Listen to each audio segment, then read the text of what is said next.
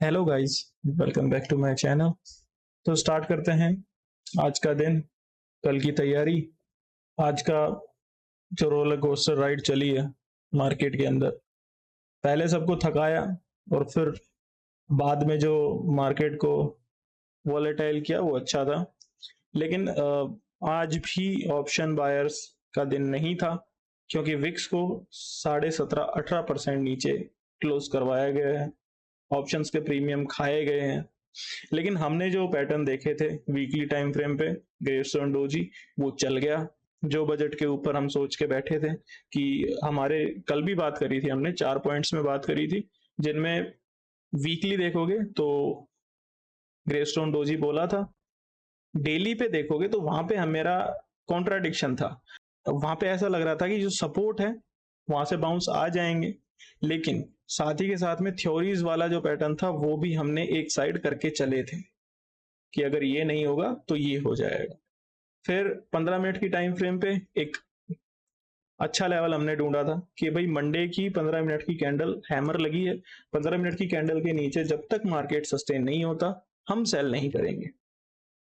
और 5 मिनट की time frame पे आपको एक पोल एंड फ्लैग बनाया था कि अगर 15 मिनट की कैंडल का ब्रेकडाउन नहीं होता है तो निफ्टी में एक बाउंस आ सकता है, लेकिन वो बाउंस कितना आना चाहिए उसको कैलकुलेट करने के लिए 5 मिनट पे पोल एंड फ्लैग देखे थे कि 600 670 तक आप जा सकते हो। उससे ऊपर जाने के चांसेस निफ्टी के अभी के लिए नहीं लग रहे और मार्केट ने वैसा ही किया, और आज का एनालिसिस भी उस पर बेस्ड होगा।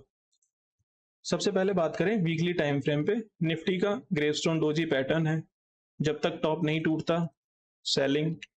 डेली टाइम फ्रेम पे, डेली टाइम फ्रेम पे हमने कल बात करी थी, जो ब्रेकआउट पॉइंट था वो एक सपोर्ट की तरह डोजी लगा, डोजी से बाउंस आ जाते हैं। लेकिन थ्योरीज वाली सिचुएशन के बारे में बात करी थी कि अगर डोजी का बॉटम टूटता है, डोजी का बॉटम टूटता है तो फर्दर सेल भी होगा। अगर ये पूरी कैंडल आप देखोगे तो 850 से लेके 500 350 पॉइंट्स की, और ब्रेकडाउन के बाद 350 से लेके 24,000 के टारगेट थे और 24,070 ही मेरा लगा। ये पूरा मूवमेंट डोजी के नीचे दोबारा आ गया, और यही मेरी थ्योरी चली थी। 15 मिनट की अगर मैं बात करूं तो 15 मिनट पे भी कल हमने बात करी थी कि 15 मिनट की टाइम फ्रेम पे मंडे की पहली कैंडल का लो बहुत बहुत बहुत ज्यादा इंपॉर्टेंट होता है। निफ्टी एक बार नीचे आया पहले, वहां पे सपोर्ट भी लिए, लेकिन जब ये बड़ी कैंडल आई कल के लो के नीचे, आपकी फर्दर सेल भी हो गया। उसके बाद 24,000 का जो राउंड लेवल था वहां से बाउंस भी आने थे, वो भी आए, और जाते जाते मार्केट ने डेली टाइम फ्रेम पे एक हैमर बना दिया। और आज भी सामने की सामने विक्स को गिरा के लगभग लगभग 17% ऑप्शंस बायर के प्रीमियम खाए गए। ऑप्शन सेलिंग अच्छी थी, जैसे ही निफ्टी ने ब्रेकडाउन दिया था यहाँ पे विक्स को गिराने लग गए थे, और विक्स को जितना नीचे रखा जाता है चांसेस होते हैं कि निफ्टी में दोबारा बाउंस आ जाएंगे। और डेली टाइम फ्रेम पे जो पैटर्न दिख रहे हैं वो भी एक हैमर लग रहा है, मतलब बॉटम से बाइंग भी अच्छी खासी हुई है 24,000। तो हो सकता है मार्केट कुछ दिनों के लिए एक रेंज में चला जाए, 24,000 के नीचे ना जाए और टॉप पे 850 के ऊपर ना जाए। अभी के लिए यही दिख रहा है। कल के लिए हम बात कर लेते हैं, कल के लिए हमारे लेवल्स क्या चल सकते हैं क्या नहीं चल सकते हैं। अब 5 मिनट पे बात करें तो कल हमने बोला था कि ये 850 से सेल हुआ निफ्टी, बॉटम लगे आपके एटलीस्ट ऑलमोस्ट 350, उसके बाद 250 पॉइंट का बाउंस, मतलब 600, और यहाँ पे जब रिट्रेसमेंट हमने लगाया था 600 670 के लेवल्स निकल के आ रहे थे, गोल्डन जोन, जहां से मार्केट रिवर्स हो सकता है। और टारगेट नीचे निकालने के लिए फिबोनाची एक्सटेंशन का यूज करेंगे। निफ्टी के टारगेट देखेंगे तो 24,100 के आसपास थे, और मार्केट ने आज टारगेट्स अचीव किए। अब कल के लिए निफ्टी में आप लेवल्स देख सकते हो। अगर निफ्टी कल आपको 400 के नीचे मिले तो आप सेल कर सकते हो, 280 तक टारगेट है। 280 के नीचे जाते हो तो दोबारा 150 100 लग जाएगा। टॉप की तरफ 600 का ब्रेकआउट मेन होगा। 600 के ब्रेकआउट के ऊपर पहले टारगेट आपके 700 के, 700 के ऊपर 850 भी आ जाएगा। ठीक है, वीकली टाइम फ्रेम पे ग्रेस्टोन डोजी, डेली टाइम फ्रेम पे एक हैमर टाइप का लग रहा है।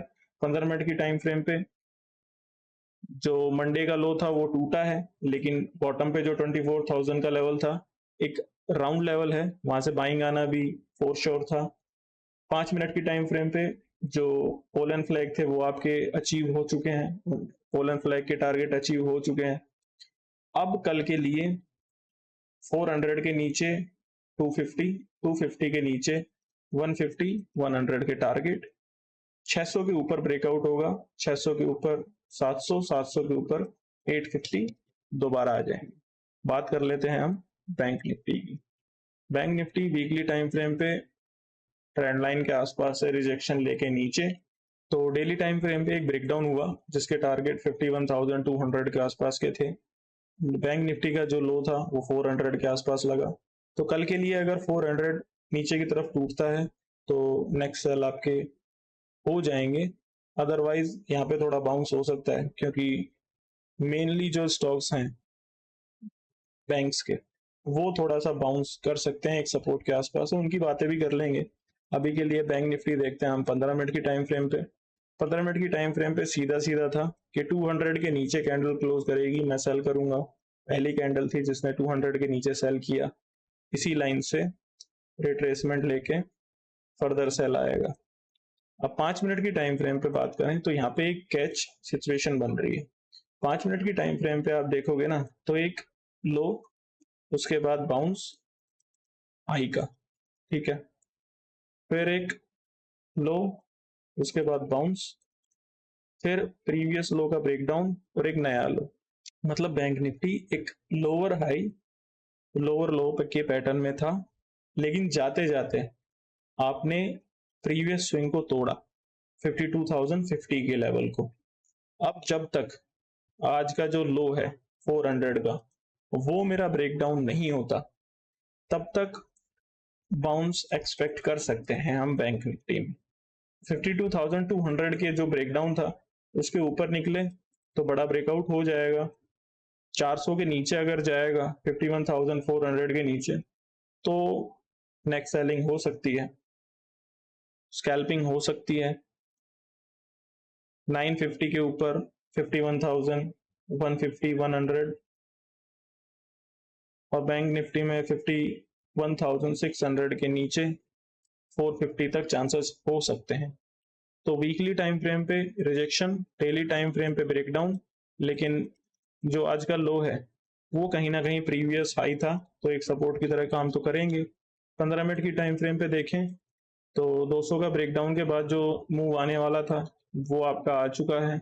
5 मिनट की टाइम फ्रेम पे देखें तो एक लोअर हाई लोअर बना रखे थे मार्केट ने आज, लेकिन जाते जाते प्रीवियस स्विंग का ब्रेकआउट दिया और अच्छी खासी 2 कैंडल से दिया। उसके बाद प्रॉफिट बुकिंग भी आई। आज का लो जब तक ब्रेक नहीं होता तब तक बैंक निफ्टी में कोई दिक्कत नहीं है, थोड़ा बाउंस आ सकता है। अब हम बात कर लेते हैं कुछ स्टॉक्स की, फिर बात कर लेंगे यूएस मार्केट्स की। सबसे पहले बात करें हम रिलायंस की। रिलायंस की पहले भी बात की थी, टारगेट आपके 2970 के आसपास के थे कि वहां तक आप जा सकते हो। थोड़ा और ज्यादा रिवॉर्ड कर दिया और 2920 तक आप चले गए। अब डेली टाइम फ्रेम पे एक हैमर है और वीकली टाइम फ्रेम पे देखोगे तो इस रेंज में दोबारा एंट्री हो चुकी है। जो ब्रेकआउट था 3020, 3050 का, उसके नीचे इस वीक में क्लोजिंग हो जाएगी, तो चांसेस हैं एक बार 3050 को टेस्ट करे तो लेवल है आपके ये। और एक हैमर है, हैमर का अगर बॉटम टूटता है तो फिर नेक्स्ट सेलिंग, अदरवाइज या तो कंसोलिडेशन या फिर थोड़ा सा बाउंस करके रीटेस्ट करने की कोशिश। HDFC बैंक एक रेंज चल रही है, 1600 के नीचे आप नहीं जा पा रहे, 1650 के ऊपर नहीं जा पा रहे। कल की भी अगर क्लोजिंग देखोगे तो 1643 की थी, आज का भी अगर लो देखोगे तो 1606 का है। तो 50 पॉइंट की रेंज की बात करो, 1600 के आसपास आए HDFC बैंक में थोड़ा बाउंस, 1650 के पास आए सेलिंग, जिस तरह भी ब्रेकआउट ब्रेकडाउन होंगे 50-50 पॉइंट ऐड या फिर माइनस करके आप टारगेट ले सकते हो। इन्फोसिस की बात करें डेली टाइम फ्रेम पे, आपको एक इनसाइड कैंडल पैटर्न बताया था, ये मदर कैंडल, ये बेबी कैंडल। बेबी कैंडल का जैसा ही बॉटम टूटता है मैं सेल का सोच सकता हूँ।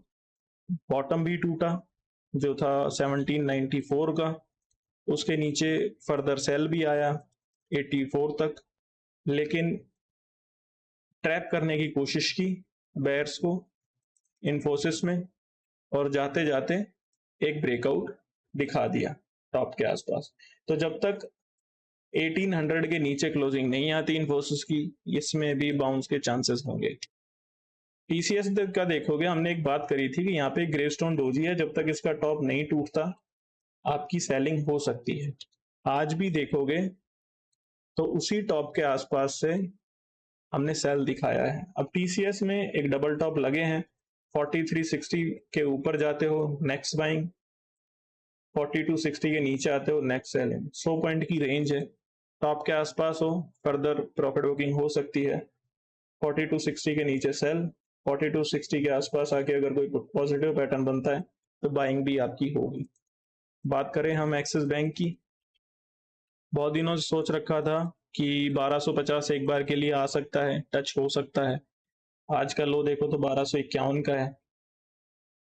अगर 1250 के नीचे जाता है तो नेक्स्ट सेल, जिसके टारगेट आपके 1235 के आसपास होंगे।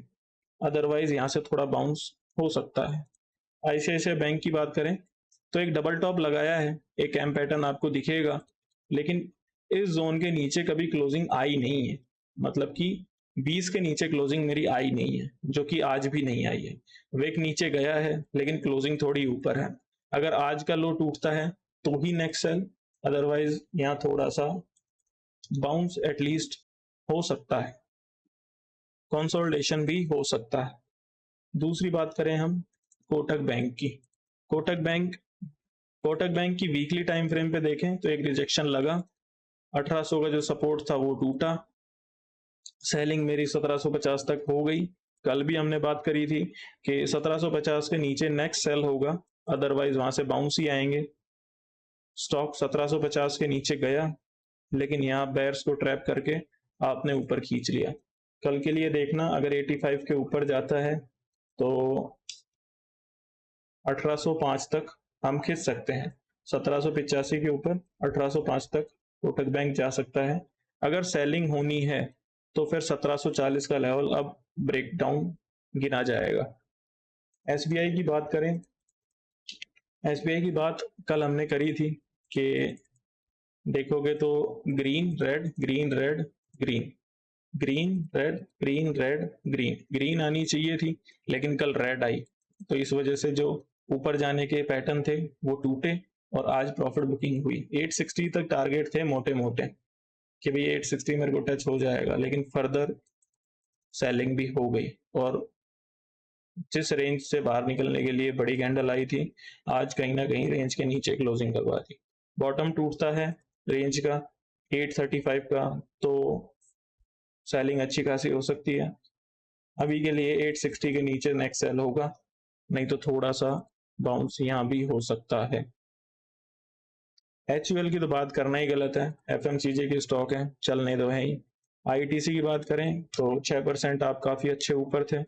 तो ये कुछ स्टॉक्स हैं, Reliance, HDFC bank, Infosys, TCS, लगभग स्टॉक जिस सेलिंग से या फिर जिस स्पीड से नीचे आए हैं तो आज ही उनमें सपोर्ट भी लग चुके हैं। अगर वो सपोर्ट टूटते हैं तो नेक्स्ट सेल होगा, अदरवाइज यहाँ से या तो कंसोलिडेशन या फिर थोड़ा सा बाउंस हो सकता है। ओके गाइज, अब बात कर लेते हैं हम यूएस फ्यूचर्स के बारे में। अभी के लिए देखें तो फ्लैट ही है, डेक्स में थोड़ा सा बाउंस है, कल जो रिटेस्ट था वो एक ब्रेकआउट की तरह काम कर रहा है और थोड़े से बाउंस डेक्स में आ रहे हैं। सबसे पहले बात करते हैं हम नेस्डेक की।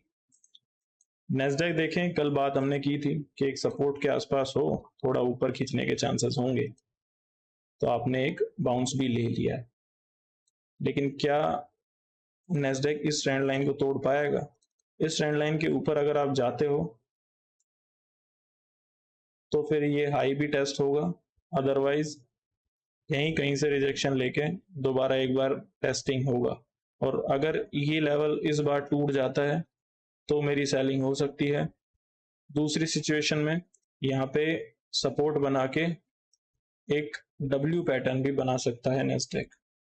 तो अभी के लिए ट्रेंड लाइन है टॉप के आसपास, बॉटम पे भी ट्रेंड लाइन है, एक रेंज आप बोल सकते हो। टॉप की ट्रेंड लाइन टूटेगी बाइंग आ जाएगी, बॉटम की ट्रेंड लाइन टूटेगी सेलिंग हो जाएगी। तो पहले वो होने दो, तब कोई कंफर्मेशन आएगा, अदरवाइज की रेंज का ब्रेकडाउन जरूरी है, कंसोलिडेशन चल सकता है। डाउ की बात करें, डाउ थोड़ा कैची है। जहां कल नेस्डेक अच्छा खासा ऊपर आया था, डाउ में वो मूवमेंट आ ही नहीं पाया। आप देखो तो बिल्कुल डोजी था, ट्रेंड लाइन के आसपास सपोर्ट बनाने की कोशिश कर रहा है।